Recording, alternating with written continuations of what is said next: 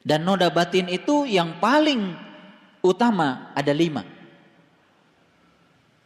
Dan ini yang kemudian mengotori pakaian kita.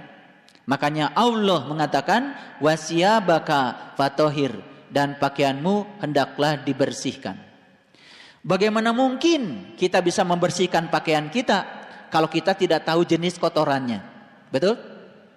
Kita tidak akan pernah tahu cara membersihkan apa yang nempel di pakaian kita kalau kita tidak mengenali kotoran yang menempel. Betul nggak? Misalnya kalau permen karet yang menempel di baju kita, rinso tidak cukup. Kalau permen karet yang nempel di baju kita, mungkin kita perlu bensin, mungkin kita perlu minyak tanah. Begitu kita kenali kotoran yang menempel dalam diri kita, kita akan mencari apa yang bisa membersihkan kotoran itu. Oleh karena itu, kita kenali kotoran-kotoran ini dulu. Yang pertama, ya, noda batin yang ada pada diri kita adalah kebodohan batin. Kebodohan batin. Ya, kebodohan batin. Apa yang dimaksud dengan kebodohan batin? Kebodohan batin yang paling utama adalah memandang kekal sesuatu yang tidak kekal. Ulangi lagi. Salah satu kebodohan batin adalah memandang kekal sesuatu yang tidak kekal. Sekarang kita tes dulu. Begitu kita memiliki sesuatu, kita ingin sesuatu yang kita miliki ini tetap berada pada diri kita. Berarti kita sedang memandang kekal kan sesuatu yang kita miliki. Apa akibat berikutnya? Akibat berikutnya kita takut kehilangan yang kita miliki. Disitulah sumbernya penderitaan. Memandang kekal sesuatu yang sesungguhnya tidak kekal. Saya ingin kasih tahu, kita menikah, punya pasangan. Sebetulnya sudah jelas kata Allah, semua yang di bumi ini pasti tidak kekal. Pasangan kita jelas tidak kekal. Tetapi kita pandang dia sebagai sesuatu yang kekal. Akibatnya apa? Akibatnya kita menjadi takut kehilangan pasangan kita. Disitulah sumbernya penderitaan. Oke? Saya akan jelaskan dalam bahasa yang rinci supaya semuanya menjadi mengerti. Silahkan apa saja. Kalau tidak percaya sama saya, pandang sesuatu yang tidak kekal dan katakan itu sebagai sesuatu yang kekal. Pasti kita akan menderita. Kita punya sawah, kita punya kebun. Begitu kita punyai, kita ingin yang kita miliki terus berada dalam diri kita. Padahal itu tidak kekal. Sebentar kita punya, mungkin sebentar kita tidak punya. Tapi kita ingin, ya, itu ada pada diri kita. Berarti kita memandang sawah dan kebun kita kekal. Penderitaan enggak? Penderitaan. Pasti kita akan memperjuangkan agar itu terus bersama dengan kita. Dan banyak hal lain. Yang lucunya, kita pergi ke sini dengan tangan kosong. Tapi kita ingin pulang dari sini dengan tangan tidak kosong. Berarti kita sudah salah. Secara alamiah sudah salah. Nih saya kasih tahu. Ada 2 orang pergi ke laut. Dia berencana untuk berenang di laut. Dua-duanya bersepakat untuk berada di laut yang sama. Merasakan bagaimana nikmatnya berenang di laut. Yang satu orang ternyata pergi dari rumahnya duluan. Orang yang belakangan bilang sama orang itu, nanti saya menyusul ya. Yang satu orang fokus, saya ingin berenang. Fokus pada tujuan, ingin berenang. Karena dia fokus pada tujuan, dia sampai di laut dalam waktu yang tepat. Temannya belum datang, dia sudah menikmati berenang. 1,5 jam dia sudah berenang, lalu temannya yang kedua baru datang. Ketika ditanya, dari mana kalian? Dari mana kamu? Oh, rupanya dia mampir dulu ke pasar. Dia mampir dulu ke mall. Dia mampir kemana-mana. Rupanya di saku celananya itu sudah banyak sekali barang-barang yang dibeli. Ada batu ali, ada berlian, macam-macam dibelinya. Di ranselnya juga banyak. Apa saja dibeli. Begitu sampai di pinggir laut, dia bingung mau berenang. Kenapa? Mau ditinggal semua yang dibeli, takut dicuri orang. Apa yang terjadi? Dia putuskan semua yang dibeli dibawa berenang. Apa yang terjadi? Saat temannya menikmati berenang dengan tangan kosong, dia berenang dengan tangan penuh dengan muatan. Karena dia tidak fokus pada tujuan. Tujuannya renang, malah mampir dulu ke pasar. Apa saja dibeli. Yang terjadi saat sampai di lautan, ketika temannya berenang dengan nikmat, dia tenggelam di dalam lautan itu. Tenggelam karena terlalu banyak dia punya muatan. Jadi kalau renang itu tujuan kita, anggap saja renang itu akhirat kita. Renang itu adalah Tuhan kita yang mau kita tuju. Saat mau menuju Tuhan, kita banyak nyimpang dulu. Ketika kita membeli ini melekat ke sini, membeli ini melekat ke sini, membeli melekat. Banyak sekali yang melekat di dalam dirinya. Ranselnya penuh. Datang dengan tangan kosong, tetapi pulang tangannya tidak kosong. Dikiranya Tuhan akan menerima semua yang dia bawa. Justru itu yang membuat dia menjadi tidak diterima. Karena dia membawa sesuatu yang tidak seharusnya dia bawa. Bukankah seperti itu kehidupan kita? Betul gak? Subhanallah. Ada orang kaya di sebuah desa, terkenal dengan kekayaannya. Di samping dia kaya juga dia soleh. Artinya kalau siang dia bisnis, malamnya dia berdoa. Saking seringnya dia berdoa, dia punya kemampuan berkomunikasi dengan Tuhan. Jadi setiap doa itu dia komunikasi dengan Tuhan. Tapi suatu saat usahanya bangkrut. Pada saat usahanya bangkrut, semuanya hilang dari dirinya, yang ada tinggal karyawannya. Dia lihat karyawannya gak kerja, gak tega. Lalu dia duduk lagi, minta lagi kepada Tuhan, berkomunikasi lagi. Saat sedang berkomunikasi dengan Tuhan, lalu dia mendapatkan suatu pemahaman. Kata Tuhan, besok kamu akan kedatangan seseorang. Di dalam tasnya itu ada batu permata dan berlian. Kalau orang itu datang, kamu minta batu permata dan berliannya. Jangan sia-siakan orang itu. Karena merasa itu perintah Tuhan, besok ya dia jalan, betul dia bertemu dengan seseorang yang lusuh bawa tas. Ketika ditanya, Anda siapa? Saya seorang pengemis. Bukan. Saya sudah diberitahu Tuhan. Hari ini saya akan bertemu dengan seseorang dan saya harus buka tasnya. Karena di dalamnya ada batu permata dan berlian. Yang itu akan melangsungkan kembali usaha saya. Bagaimana mungkin, kata orang ini, di tas saya tidak ada berlian. Rupanya si orang ini pernah memasukkan batu ke dalam tasnya. Batu biasa. Batu biasa.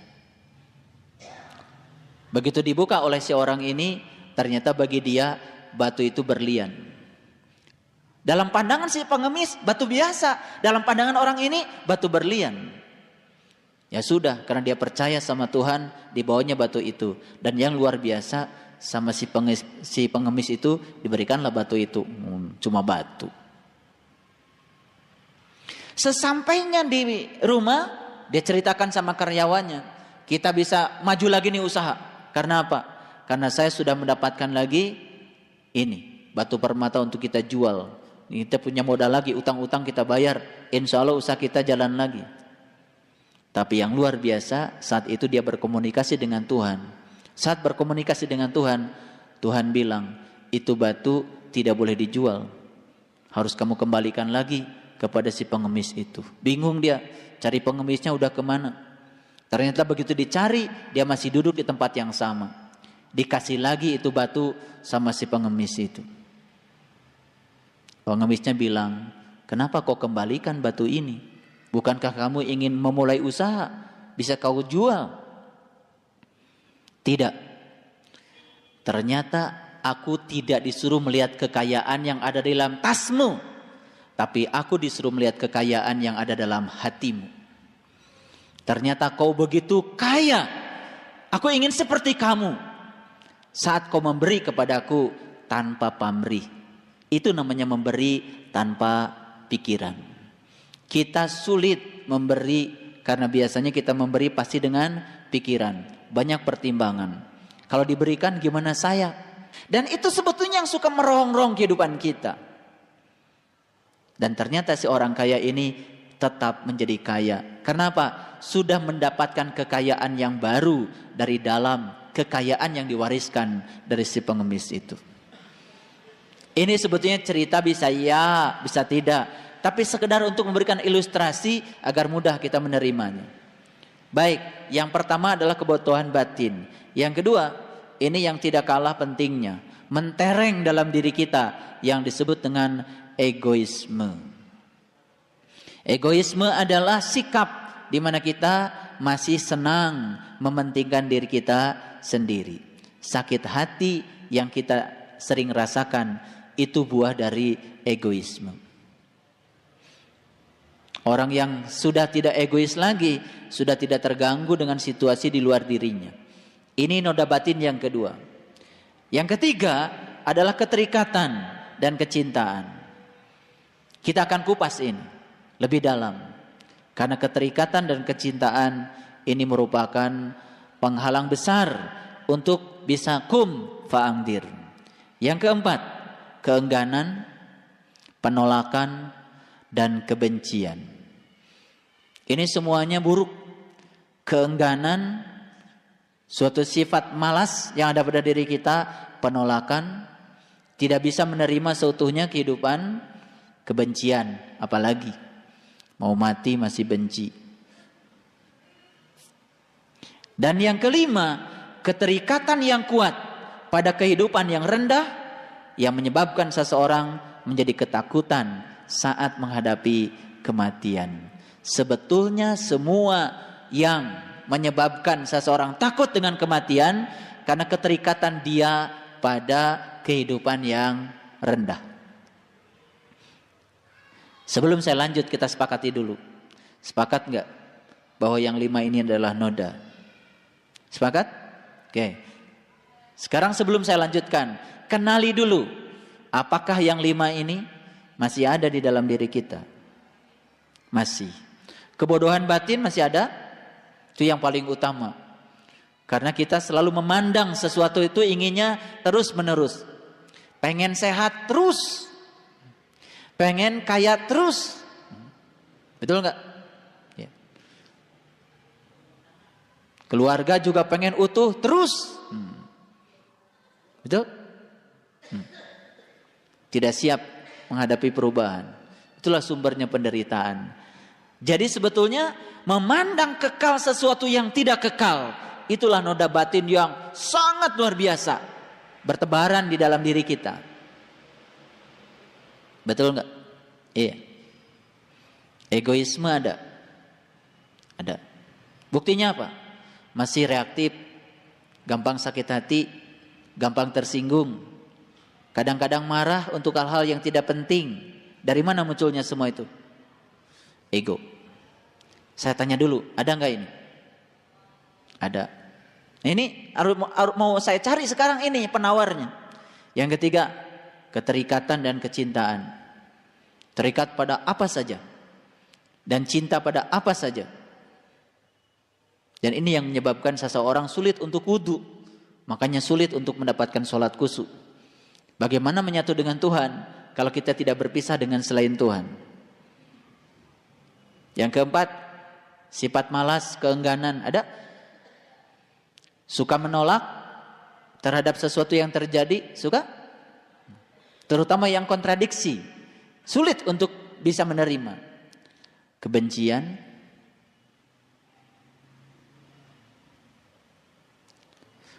Benci pada orang mungkin sudah tidak. Tapi benci terhadap peristiwa yang sangat kita tidak sukai hadirnya. Masih ada? Yang kelima, takut mati. Ya. Itu karena kita masih terikat pada hal-hal yang rendah. Oh, saya tidak mengira. Ternyata 5-5-nya masih lengkap ada di dalam diri kita. Berarti pas ya ngaji kita hari ini ya. Pas. Baik kalau gitu, kalau sudah teridentifikasi semua nodanya, sekarang kita siapkan minyak tanah, apa bensin, apa rinso.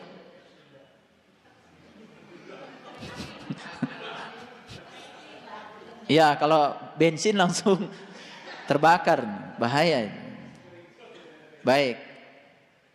Nah, saya ingin tanya. Jadi sebetulnya apa sesungguhnya masalah kita? Apa sesungguhnya masalah kita? Saya ingin katakan, masalah kita yang sebenarnya bukan yang 5 tadi. Masalah kita yang sebenarnya adalah Tuhan.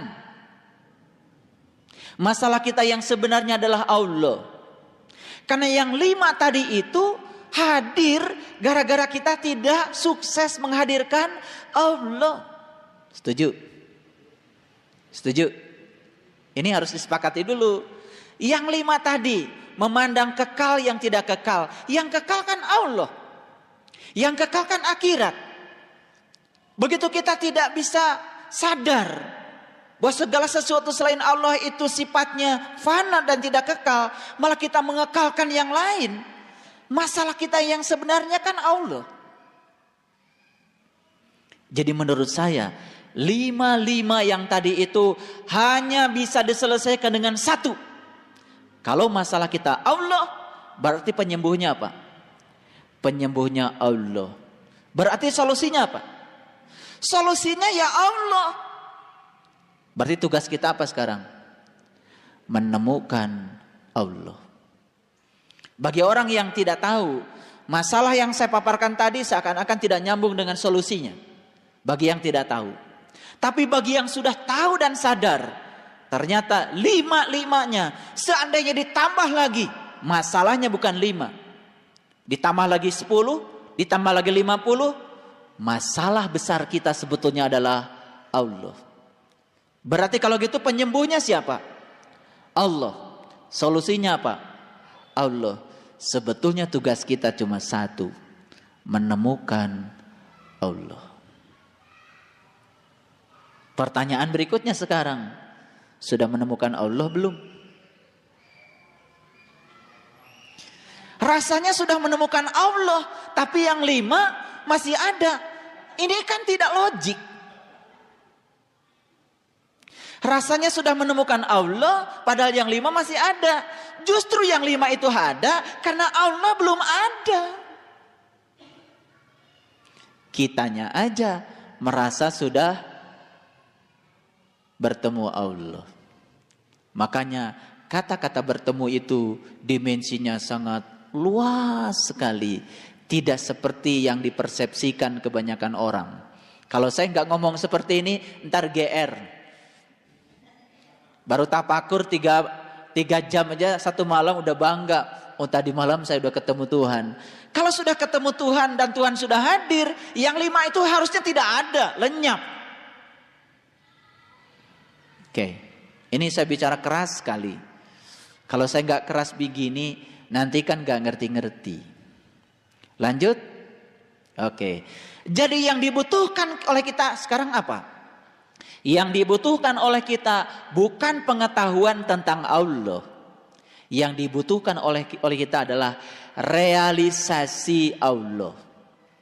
Ulangi lagi. Yang dibutuhkan oleh kita bukan pengetahuan tentang Allah. Bukan menghafal Asmaul Husna. Bukan belajar sifat 20. Itu semua pengetahuan tentang Allah. Yang dibutuhkan oleh kita sekarang adalah realisasi Allah di dalam diri kita. Inilah pelajaran yang berbeda yang saya berikan dengan kebanyakan yang diberikan pada umumnya. Selama ini kan kita ngaji, udah belajar Asmaul Husna, sudah dihafal, betul nggak? Asmaul Husna sudah dibikin menjadi papan, ditempel di jalan-jalan raya. Itu baru pengetahuan tentang Allah. Yang dibutuhkan kita adalah realisasi Allah. Beda? Oke. Hanya realisasi Allah yang akan menyelesaikan semua masalah yang 5 itu. Disitulah letaknya kebahagiaan. Pertanyaan berikutnya, mengapa sulit sekali kita untuk merealisasikan Allah dalam diri kita? Mengapa? Lanjut. Baik, saya ingin katakan, di mana pengetahuan itu berada? Di mana pengetahuan itu berada? Saya ingin kasih tahu, pengetahuan tersedia sangat berlimpah. Kemanapun kita pergi pasti menemukannya. Pengetahuan tentang Allah di mana-mana ada. Kenapa? Kitab-kitab suci tersebar meluas bagi setiap tingkatan, bagi setiap penganut, bagi setiap bahasa. Quran saja tersedia dalam berbagai bahasa.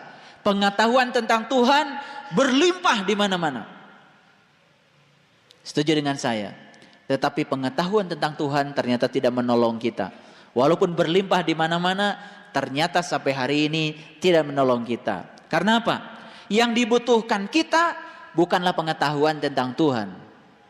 Yang dibutuhkan kita adalah seseorang yang dapat membantu menemukan realisasi Tuhan dalam diri kita. Disitulah perannya seorang guru. Makanya sama guru jangan minta pengetahuan.